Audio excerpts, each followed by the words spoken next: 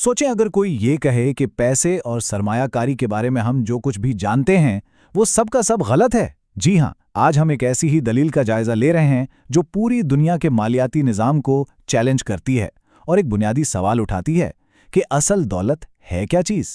तो चलिए शुरू करते हैं एक बुनियादी सवाल से। ये वो सवाल है जो स्टॉक्स, म्यूचुअल फंड्स और रियल एस्टेट जैसी चीज़ों में सरमायाकारी के बारे में हमारी रिवायती सोच को बिल्कुल हिलाकर रख देता है। तो इस दलील का पहला हिस्सा इस ख्याल को खोजता है कि जिसे हम माशी तहफ़्फ़ुज़ समझते हैं वो शायद सिर्फ एक वहम है, एक ऐसी नाजुक बुनियाद पर खड़ा वहम जो कभी भी टूट सकता है। इसको ऐसे सोचें, हमारी पूरी माइशत एक ऐसे शख्स जैसी है जो क्रेडिट कार्ड पर ज़िंदगी गुजार रहा है। हम वो चीज़ें खरीद रहे हैं जिनकी हमें इस्तिताअत नहीं और बहुत जल्द बिल आने वाला है।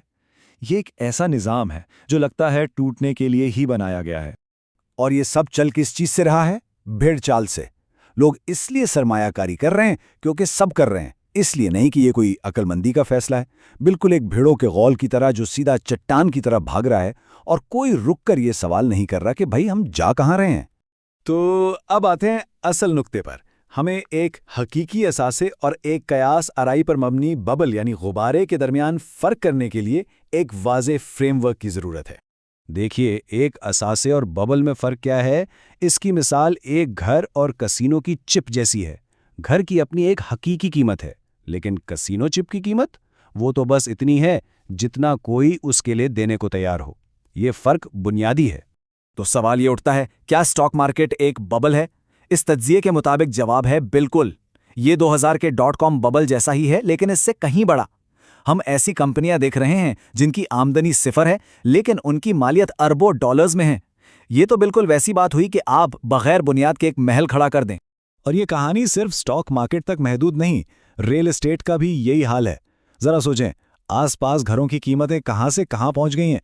क्या आम आदमी की तनख्वाह भी इतनी तेजी से बढ़ी है? हरगिज नहीं। ये एक और बबल है जो बस फटने का इंतजार कर रहा है। तो चलिए अब जरा इनफरादी बाजारों से नजर हटाकर पूरी बड़ी तस्वीर को देखते हैं। एक ऐसा मुमकिना बहरान जो पूरी दुनिया के मालियाती निज़ाम को अपनी लपेट में ले सकता है।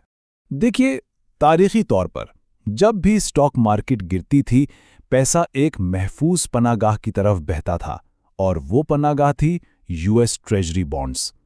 ये एक ऐसे किले की तरह था जो हर तूफान से बचा सकता था, लेकिन अब वो किला खुद कमजोर पड़ रहा है। अमेरिका पर इस वक्त $38 ट्रिलियन का कर्ज है। जरा इस अदद को तस्वुर करने की कोशिश करें। ये इतनी बड़ी रकम है कि इसे समझना भी मुश्किल है। ये बिल्कुल उस शख्स जैसा है जिसने इतना कर्ज ले लिया है कि वो कभी वापस कर ही नहीं सकता, और इसी वजह से दुनिया का इत्मीनान कमजोर पड़ रहा है। ये मिसाल सूरत हाल को बड़े जबरदस्त तरीके से वाज़े करती है। सोचें, एक ऐसा मैच हो रहा है जहां कोई रूल्स ही नहीं है, हर कोई अपनी मर्जी कर रहा है, कोई इंचार्ज नहीं। ये तो सीधा सीधा अफरा तफरी का नुस्खा है। तो इन सब बातों का मतलब क्या निकलता है? मतलब ये है कि हम एक बहुत बड़े फाइनेंशियल रीसेट की तरफ बढ़ रहे हैं। ये एक ऐसे गेम जैसा है जहां पूरा स्कोरबोर्ड साफ करके सब कुछ दोबारा शुरू किया जा रहा है, और जब भी ऐसा होता है कुछ जीतते हैं और कुछ हारते हैं। तो अब सवाल ये है कि इस मुमकिना अफरा तफरी के बीच कोई रास्ता है? इस तज्जिए में तवज्जो एक ख़ास असासे पर मरकूज़ की गई है जिसके बारे में ये दावा है कि वो एक बिल्कुल नई हकीकत में दाखिल हो रहा है। चांदी की मिसाल एक ऐसे स्प्रिंग की है जिसे दहाइयों से दबाकर रखा गया है। जब भी उसने ऊपर उठने की कोशिश की, उसे जोर से नीचे धकेल दिया गया, लेकिन अब ऐसा लगता है कि वो स्प्रिंग छूटने वाला है। चांदी अब सिर्फ जेवरात में इस्तेमाल होने वाली एक चमकदार धात नहीं रही। ये 21वीं सदी की मईशत का एक लाजमी जुज़ बन चुकी है। यह हमारे फ़ोन्स में है, हमारी गाड़ियों में है, और उन रोबोट्स में भी है जो फैक्ट्रियां चला रहे हैं, और इसी वजह से इसकी तलब आसमान से बातें कर रही है। लेकिन मसला ये है कि चांदी की सप्लाई उसकी तलब पूरी नहीं कर पा रही। सीधे लफ्ज़ों में, हम ज़मीन से जितनी चांदी निकाल रहे हैं उससे कहीं ज़्यादा इस्तेमाल कर रहे हैं, और जब भी सप्लाई कम होती है और डिमांड ज़्यादा, तो कीमत का बढ़ना लाजमी है। और इस पर मज़ीद चीन ने जलती पर तेल का काम किया है। उन्होंने चांदी की बरामदात पर पाबंदी लगा दी है, जिससे सप्लाई और भी ज़्यादा कम हो जाएगी। ये बिल्कुल वैसा है जैसे आग बुझाने की कोशिश की जा रही हो और पानी ही खत्म हो जाए। और अब आते हैं इस तज्जिए के आखिरी और शायद सबसे अहम हिस्से पर, जो दौलत और कीमत के बारे में हमारी सोच को ही बदल देता है। तो इस सब का खुलासा क्या है? ये कि हमें पैसे के बारे में अपनी सोच का जाविया बदलना होगा।